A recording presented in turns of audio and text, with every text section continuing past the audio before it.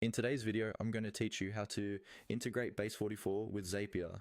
We'll walk through the full connection process step by step, so by the end, your Base44 account will be linked to Zapier and ready to use in your automations. First, log into your Base44 account in your browser. Once you're in, look to the top right corner of the screen. You should see your profile icon there.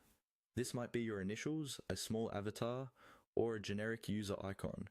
Click on that profile icon to open the account menu. From the menu that appears, choose the option called Account Settings. This is where Base44 keeps all of your workspace details, including the information Zapier needs to connect. Give the page a second to load if it doesn't appear right away. Inside Account Settings, look for the section that shows your API key.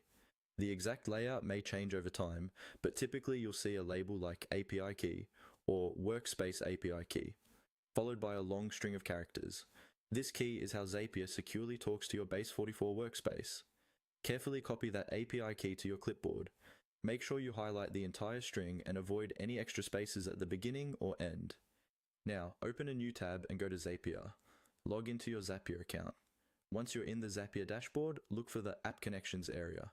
Depending on your view, this may be under your profile menu or in the left-hand navigation. Click on App Connections to open your list of connected apps.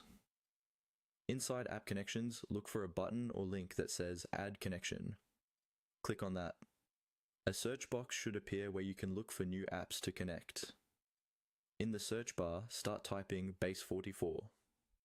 When Base44 appears in the results, click on it to select it. Zapier will now prompt you to add a new connection. Click on Add Connection again if you're asked to confirm. A window will pop up asking for your Base44 API key.